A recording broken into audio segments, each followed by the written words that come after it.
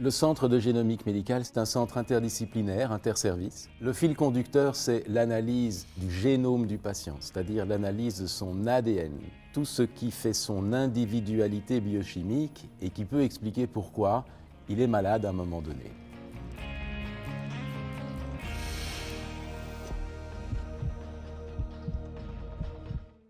Le génome, patrimoine génétique faisant fonctionner notre corps.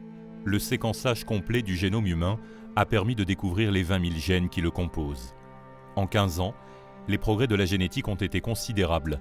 Les nouvelles technologies de séquençage du génome ont permis d'avancer dans les diagnostics de nombreuses maladies génétiques rares. Ces maladies ont également permis de découvrir le rôle de certains gènes, aidant à mieux appréhender les mécanismes de ces pathologies. Nous sommes des machines biologiques, on a un programme pour fonctionner. Ce programme, c'est notre génome.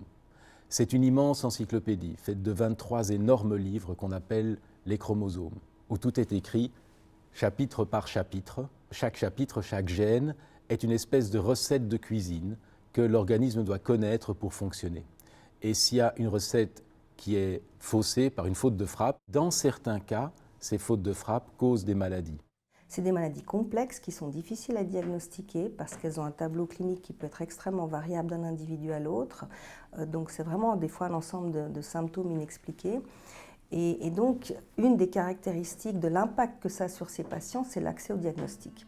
Les HUG ont créé le Centre de génomique médicale, une structure transversale qui rassemble les expertises de différents professionnels de la santé sous forme de colloques interdisciplinaires. Ces colloques, appelés les Genome Boards, permettent de réunir les médecins cliniciens et généticiens pour un diagnostic plus précis et une prise en charge adéquate. C'est toujours une réflexion qui est commune, c'est-à-dire qu'un résultat de génétique ne peut pas s'interpréter sans un clinicien généticien et surtout aussi sans le spécialiste. Ce qui veut dire une prise en charge globale. Et la génétique, elle peut répondre à ça, mais uniquement dans l'interaction avec le neurologue, avec le cardiologue, avec le pédiatre, avec le dermatologue. Il y a des diagnostics cliniques où après la génétique peut amener des différentes approches thérapeutiques qu'il faut faire ou qu'il faut éviter selon le gène impliqué. Et ensuite, il y a aussi des situations où en fait, on a des suspicions de diagnostic, mais un diagnostic différentiel. Et là, la génétique peut aussi nous permettre d'entrer dans la bonne piste diagnostique par rapport aux variants génomiques qu'on trouve. Ces efforts combinés vont être extrêmement bien retranscrits, de par cette prise en charge multidisciplinaire, parce que c'est des maladies qui peuvent toucher plusieurs systèmes et qui sont hétérogènes. C'est une médecine d'orchestre. 5% de la population souffre d'une maladie rare. 80% de ces maladies sont d'origine génétique. C'est le cas de Boba, 20e enfant au monde seulement, atteint du syndrome de Primrose. Michika, sa maman, a longtemps attendu le diagnostic final, lui permettant enfin de mettre un nom et surtout de comprendre les origines de la maladie de son fils. Boba, c'était un enfant qui a commencé toujours tard avec tout, avec parler, avec marcher, tout. À l'âge de 5 ans et demi, il a commencé à marcher, mais pas tout seul. Par exemple, il fait 2-3 marches, après il tombe. Et vraiment bien marcher, ça commence avec l'âge de 8 ans. Yes. Yes, David. Toutes les choses qu'ils ont proposées, médecin, moi j'ai fait tout pour lui. Je suis ramenée partout pour savoir c'est quoi exactement avec lui. Ça veut dire, jusqu'à maintenant, on ne savait pas qu'est-ce qu'il y a exactement. Ce sont les bilans hépatiques sans amélioration de Maria, au premier mois de sa vie, qui alarment les médecins.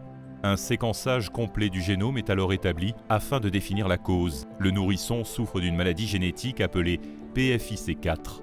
Maria reçut une greffe de foie qui lui a sauvé la vie à l'âge de 4 mois.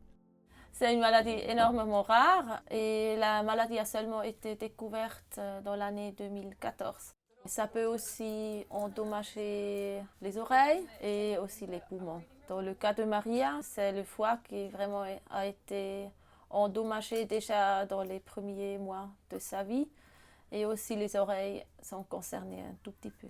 On connaît FIC 1, 2, 3, 4 et maintenant on connaît déjà 5 et 6 aussi. Alors ils avancent rapidement.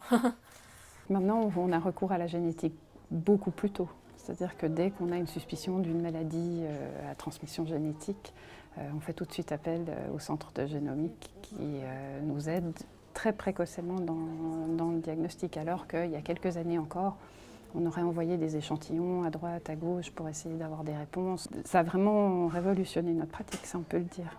Le Centre de génomique médicale met en place une consultation de conseil génétique. Informer le patient et sa famille des enjeux de l'analyse de l'entièreté de son patrimoine génétique est un élément décisif durant la prise en charge. Le conseil génétique, c'est vraiment l'information avant de faire une procédure. Et ici, on parle d'une procédure qui est finalement, pour la personne, une prise de sang. Ce n'est pas très compliqué, mais on va vraiment aller au cœur des gènes et on détaille ce que ça pourrait amener. Quand on fait une analyse très vaste de génétique, il arrive qu'on trouve, en plus de ce qu'on cherche, des anomalies qu'on n'avait pas prévues, donc des réponses à des questions qu'on ne se pose pas. L'aspect technique de ces analyses est compliqué et son domaine est très très vaste, c'est tout le programme héréditaire du vivant. Et nous devons informer les patients pour qu'ils puissent prendre la décision autonome de savoir comment ils géreraient cette information si on la découvrait par hasard. Par exemple, si on teste un enfant avec un problème de développement cérébral, on trouve la réponse, mais qu'on trouve en plus que cet enfant porte un risque héréditaire quand il sera adulte de faire un cancer du côlon.